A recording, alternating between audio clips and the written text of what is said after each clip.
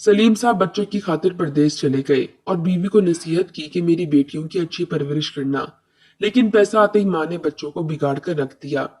बेटियां जवान हो गई और जहां दिल करता चली जाती, और माँ ने कभी इनकी खबर तक न ली। एक दिन सलीम साहब की दोनों बेटियां घर से भाग गईं और माँ ने कह दिया कि अच्छे रिश्ते मिलने की वजह से मैंने इनकी शादियां कर दी हैं। सलीम साहब अपनी जिम्मेदारी पूरी होती समझकर पाकिस्तान आ गए। मोहल्ले से पता चला कि बेटियां तो भाग गई हैं, तो गुस्से में बीवी को कत्ल करके जेल चले गए। और जब रात हुई तो इनके कदमों तले से जमीन निकल गई, वहां इनकी बच्चियां। सलीम साहब आज स्कूल से घर वापस आए तो अपनी तनख्वाह लाकर बीवी के हाथ पर रखी। वो प्राइवेट स्कूल में पढ़ाया करते थे और शाम को घर की बैठक में एकेडमी खोल रखी थी, जहां पर कई बच्चे इनके पास ट्यूशन पढ़ने आया करते, और वो यूं अपने घर का खर्चा चला रहे थे। दिन ब दिन बढ़ती हुई महंगाई ने इनके खर्च जहां बढ़ा दिए थे, वहीं इन पैसों से इनका गुजारा होना बेहद मुश्किल हो चुका था। आज स्कूल से इन्हें तनख्वाह मिली तो पैसे लाकर बीवी के हाथ पर रखे। इनकी बीवी उस वक्त किचन में बर्तन धोकर अभी फारिगी हुई थी। चंद हजार के नोट अपने हाथ पर देखकर एक शिकायती नजर से अपने शौहर सलीम को देखा। कहने लगी कि सलीम साहब, बस इतने ही पैसे? क्या आपके स्कूल वालों ने आपकी तनख्वाह नहीं बढ़ाई? सलीम साहब कहने लगे कि वो मुझे पहले ही 5,000 बाकी असातिज़ा से ज्यादा देते हैं। अब मैं मजीद की डिमांड भला कैसे कर सकता हूँ? मुझे मेरी मेहनत के मुताबिक मुआवजा मिल रहा है। सलीम साहब ने तंग से होकर बीवी को जवाब दिया, तो बीवी ने वो चंद हजार नोट देखे। कहने लगी कि सलीम साहब, आपको आने वाले वक्त की फिक्र भी है कि नहीं? खैर से दो दो बेटियों के बाप हैं आप। आपका कोई बेटा भी नहीं है। इनकी सारी जिम्मेदारी आप पर है। कल को इनको बिहाना, इनको जहेज देना, सब कुछ आपने ही तो करना है।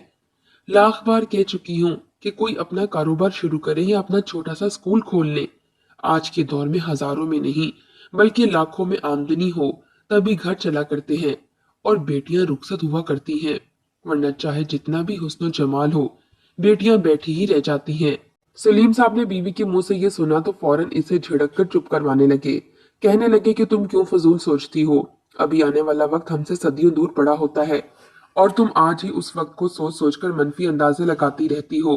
अभी जरा अपनी मासूम बच्चियों का चेहरा तो देखो। बड़ी बेटी अनीला 6 साल की थी, जबकि छोटी बेटी रानी अभी 4 साल की बच्ची थी। दोनों भी टुकर टुकर अपने माँ बाप को देख रही थीं। सलीम साहब को तो अपनी बीवी की सोच पर इंतहाई गुस्सा आया था कि अभी तो मासूम बच्चियां हैं और ये अभी से ही ये बातें करने लगी थी। उन्होंने अपनी बीवी के कहने पर हर माह पैसे जमा करना भी शुरू कर दिए थे। वो हर माह 1,000-2,000 अलग गोलक में महफूज कर रहे थे, ताकि कल को बेटियों के लिए जमा हो सके। मगर दिन ब दिन बढ़ती महंगाई के आगे ये 1,000-2,000 रुपए तो कुछ भी ना थे। उन्होंने वो सारी तनख्वाह बीवी के हाथ पर घर खर्च के लिए रखी और फिर 2,000 अलग करके कहा कि इसे गोलक में डाल देना। मगर बीवी ने वो 2,000 भी सलीम साहब के हाथ पर रखे और कहने लगी, 1,000 से क्या बनता है? महाना हजारों रुपए महफूज करेंगे तो ही कई सालों बाद इतनी रकम जमा हो सकेगी कि बेटियों को रुखसत कर पाएंगे। आप ही 1,000 का नोट देकर न जाने कौन सा एहसान करते फिरते हैं। यूं सलीम साहब की जिंदगी चल रही थी। स्कूल में शरीर बच्चों को पढ़ा पढ़ाकर इनका दिमाग वैसे ही माउफ हो जाया करता था। स्कूल के प्रिंसिपल जो 5,000 फालतू दिया करते, इसके बदले अपने दफ्तर में छोटे मोटे कामों के लिए क्लर्क की जगह इन्हीं आवाज दिया करते। कहने लगते, कभी फलां फाइल प्रिंट करवा लाओ तो कभी स्कूल से बाहर जाकर फलां काम कराओ। वो भी खामोशी से लगे रहते ताकि इस स्कूल में कोई इन्हें निकाल ना सके। घर आते तो बीवी पूरे मोहल्ले की मिसालें लेकर बैठ जाती। फलां घर में फलां का शौहर तो इतने पैसे कमा कर लाता है, इसने तो अभी से ही अपनी बच्चियों के लिए जहेज जोड़ना शुरू कर दिया है। वो तो अपने बच्चों को बड़ा ही खुश रखते हैं, इनकी हर ख्वाहिशात पूरी करते हैं। सलीम साहब तो जवानी में ही अपनी बीवी की बातें सुन सुनकर डिप्रेशन का शिकार होने लगे थे। एक रोज अपने एक दोस्त से जिक्र किया तो वो भी इनकी बात की तायीद करने लगा और कहने लगा कि बात तो ठीक है, पाकिस्तान के हालात तो दिन ब दिन खराब होते चले जा रहे हैं। जैसे जैसे रुपए की कदर गिर रही है, वैसे वैसे महंगाई भी बढ़ती चली जा रही है। बेहतर है कि दूसरे मुल्क में जाकर कमाया जाए और डॉलरों में आमदनी की जाए। हमारे मुल्क का अमीर तबका तभी तो खुश है क्योंकि वो डॉलरों में कमाता है। इसे कहाँ फर्क पड़ता है कि रुपए की कदर गिर रही है या बढ़ रही है। सलीम साहब ने जब दोस्त के मुंह से ये सुना तो इनके मन में भी खुशी के लड्डू फूटने लगे। वो भी ख्याली पुलाव बनाने लगे। उस रोज घर आए तो काफी खुश लग रहे थे। सलीम साहब की बीवी ने जब इन्हें खुश देखा तो मुंह बसोड़ती हुई कहने लगी, क्या कोई लाखों रुपए का चेक हाथ लग गया है जो इतने खुश दिखाई दे रहे हो, या प्रिंसिपल ने कोई 10-20 हजार तनख्वाह बढ़ा दी है जो इतने हंसते हुए घर में दाखिल हो रहे हो। सलीम साहब ने बीवी की बात सुनी तो जी भरकर बदमजा हो गए। ये तो इनका नरम दिल, खुशगवार लहजा और ठंडा मिजाज था, वरना जिस तरह की इनकी बीवी की हरकत थी वो अभी तक इनसे जरूर झगड़ा करके हाथ उठा चुके होते, मगर उन्होंने आज तक ऐसा कुछ भी नहीं किया था। कहने लगे कि नहीं, मैं सोच रहा हूँ कि अपनी बच्चियों की खातिर दूसरे मुल्क चला जाऊं, वहां जाकर दूसरी करेंसी में कमाऊंगा तो ज्यादा आमदनी होगी। बीवी ने यह सुनना था कि वहीं खाना छोड़कर अपने शौहर को देखने लगी। वो तो अपने शौहर से भी 2 हाथ आगे निकली थी। वहीं बैठे बैठाए इसने ख्वाबों के महल तैयार कर दिए। अपने हाथों में सोने की अंगूठियां और बड़े बड़े 9 लखे हार गले में पहने हुए तस्वुर करने लगी, और अगले दिन शौहर से कहने लगी कि स्कूल जाना छोड़ो और जाकर बाहर का वीजा लगाओ। भले ही मेरा जेवर बेच दो, मगर तुम दूसरे मुल्क जाकर ही कमाओ। सलीम साहब तो बस बीवी की ये हरकत देखकर एक गहरी सांस खारिज करके रह गए, और अक्सर बातों ही बातों में बीवी को यही कहते कि खुदारा मेरी बच्चियों की परवरिश अच्छी करना, इन्हें बाइखलाक और बाशऊर बनाना। इंसान की मीठी जबान और इसका इखलाक ही सबसे बड़ा हथियार होता है। कल को ये पराए घर में जाएंगी, वहां जाकर उन्होंने जिंदगी बसर करना है। तो सलीम साहब की बीवी कहती, आप फिक्र ही मत करें, मैं अपनी बच्चियों को बहुत अच्छा परवान चढ़ाऊंगी। यूं कुछ ही माह में सलीम साहब के बाहर जाने का बंदोबस्त हो गया। इनके दोस्त का एक दोस्त दूसरे मुल्क में रहता था। उन्होंने सलीम साहब को अपने पास दूसरे मुल्क बुला लिया। सलीम साहब जब दूसरे मुल्क जाने लगे तो इनकी बच्चियां इनके गले लगकर बहुत रोईं। वहीं इनकी बीवी भी रो रही थी, मगर यही कह रही थी कि जल्दी जाओ, कहीं जहाज आपको छोड़कर ही ना उड़ जाए। सलीम साहब दूसरे मुल्क चले गए, और खुशकिस्मती से जल्दी इनका वहां पर काम भी लग गया। वो दिन रात मेहनत करके कमाने लगे। पहले माह की जब तनख्वाह आई तो वो बेहद खुश हुए। सबसे पहले आधे से ज्यादा तनख्वाह पाकिस्तान बीवी बच्चियों को भिजवाई। बीवी इतने ज्यादा पैसे देखकर तो खुशी के मारे फूले न समाई थी। फिर क्या था, जिंदगी यूं ही चलने लगी। इनकी जिंदगी में खुशियां लौट आई थीं। वहां पर मेहनत कम और मुआवजा ज्यादा था। सलीम साहब खुश थे। 8 घंटे काम करते, अपनी मर्जी से उठते जागते और सुकून की जिंदगी गुजारते। बस कमी थी तो बीवी बच्चियों की, जो इन्हें बेहद याद आया करते। मगर बच्चियों के मुस्तकबिल के लिए ये कुर्बानी देना तो जरूरी थी। वहीं सलीम साहब की बीवी आसिया ने नया घर बनवाया, कई जमीनें खरीदी, और फिर अपनी बच्चियों की हर ख्वाहिश पूरी करने लगी। इनके तो रंग ढंग ही बदल चुके थे। नई नई अमीरी जो सर चढ़ी थी, मोहल्ले वाले इनकी किस्मत पर रश करने लगे। सलीम साहब 4 साल बाद घर वापस आए तो अपना नया घर जो बिल्कुल महल नुमा था देखकर दंग रह गए। हर चीज, यहाँ तक कि ताजा फूलों का गुलदान भी इंतहाई महंगा था। घर में डेकोरेशन के लिए लाई गई चीजें भी 5,000 से कम की कीमत रखती ही ना थी। इतनी महंगी महंगी चीजें अपने घर में देखकर सलीम साहब कुछ खफा से हुए। कहने लगे कि मैं तुम लोगों को इतने पैसे भेजता रहा, इसका ये मतलब तो नहीं कि तुम फजूल खर्चियां शुरू कर दो। ये पैसे मैंने अपनी बच्चियों के लिए कमाए थे। तो मुनासिब सा घर तो बना ही चुकी थी, इसमें इतना महंगा सामान रखने की क्या जरूरत थी। मगर इस पर भी दोनों बच्चियां बोल उठी। कहने लगी कि अब्बू, हमारी सहेलियां हमारे घर आती हैं, इसलिए हम चाहते हैं कि हमारा घर सबसे खूबसूरत दिखे। यूं बच्चियों की खातिर सलीम साहब को भी खामोश होना पड़ा।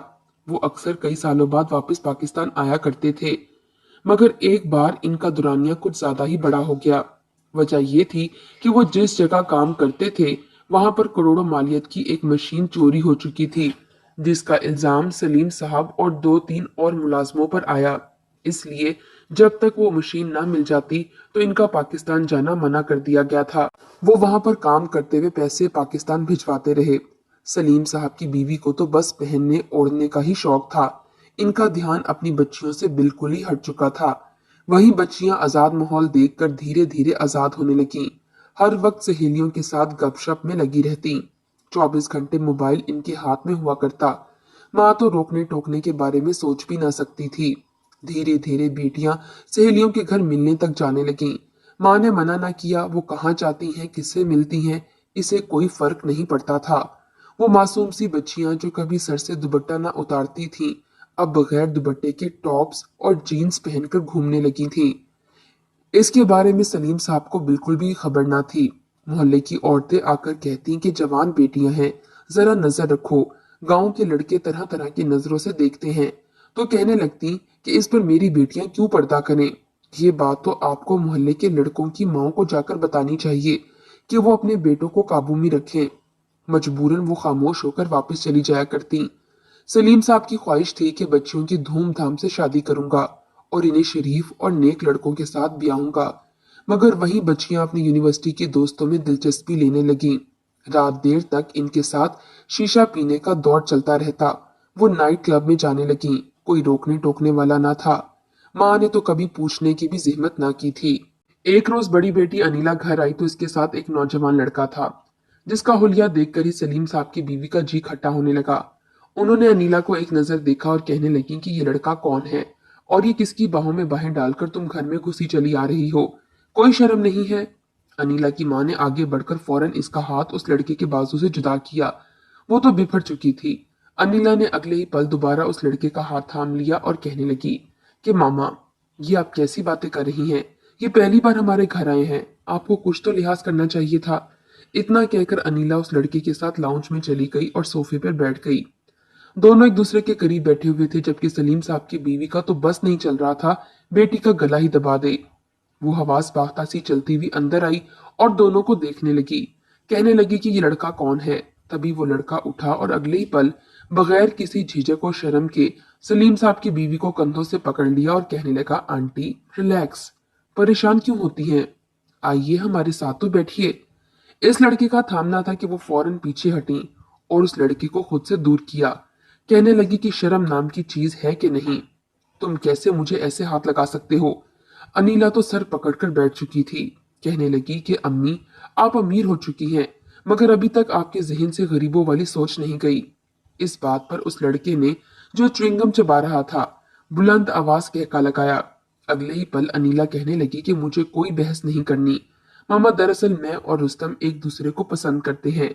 हम पिछले 2 माह से एक दूसरे के साथ हैं और चाहते हैं कि शादी कर लें। आप बाबा को बता दे ताकि वो जल्द अज जल्द पाकिस्तान वापस आए और हम इस माह में ही निकाह कर लें। जब सलीम साहब की बीवी ने यह सुना तो इनके सर पर तो जैसे पहाड़ टूट पड़ा। कहने लगी, तुम्हारा दिमाग तो सेट है, कुछ खुदा का खौफ करो। ये सब कुछ वालिदैन डिस्कस करते हैं और तुम न जाने कौन सी गली का लोफर लड़का लेकर आ गई हो और ऐसी बातें कर रही हो। इस तरह के लड़के के साथ तो कभी भी तुम्हारा बाप शादी करने के लिए नहीं मानेगा, समझी तुम? सलीम साहब की बीवी ने उस लड़के की खूब बेइज्जती की और फिर धक्के देकर घर से निकाल दिया। वो लड़का गुस्से से हकारत अमीज नजरों से अपनी होने वाली सास को देख रहा था। वो वहां से उस वक्त तो चला गया, मगर अनीला गुस्से से मामा से लड़ने लगी। इन्हें धक्का देकर कहने लगी कि आपकी हिम्मत कैसे हुई इसे बेइज्जत करने की। वो अपनी माँ को बातें सुनाती हुई कमरे में चली गई और कमरा बंद कर लिया। सलीम साहब की बीवी का तो कलेजा मुंह को आ रहा था। सोचने लगी कि अगर सलीम साहब को ये पता चल जाता या अचानक सलीम साहब आ जाते तो न जाने क्या हो जाता। उन्होंने अपनी बेटी को यूं ही कमरे में बंद रहने दिया, एक बार भी जाकर इसे ना उठाया। अब इन्हें एहसास हो रहा था कि काश वो अपनी बच्ची की अच्छी तरबियत कर देती, इतना आजाद ना रहने देती। इनकी छोटी बेटी भी आज अपनी दोस्तों के साथ घूमने फिरने के लिए बाहर गई हुई थी। रात 11 बजे घर वापस आई तो पहली मर्तबा माँ फिक्रमंद हुई। बच्ची को डांटने लगी, मगर वो बजाय समझने के उल्टा अपनी माँ से ही लड़ने लगी कि आपको हो क्या गया है, हम तो इतने सालों से जा रहे हैं। कभी कभार तो रात को घर आते हुए 1 भी बज जाता था, मगर आपने कभी नहीं पूछा। तो फिर आखिर ऐसा क्या हो गया जो आप इस तरह से डांट रही हैं? वो माँ के हाथ से निकल चुकी थी। उस रोज जब सलीम साहब की कॉल आई और वो अपनी बीवी से कहने लगे कि मैं चाहता हूं कि जैसे ही ये मसला हल हो जाए तो मैं वापस पाकिस्तान चलाऊं और फिर अपनी बच्चियों की शादी कर लूं, क्योंकि अनीला अब शादी की उम्र को पहुंच चुकी है।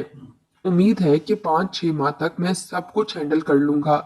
ये सुनकर बजाय खुश होने के इनकी बीवी परेशान होने लगी। इसे समझ न आई कि क्या जवाब दे।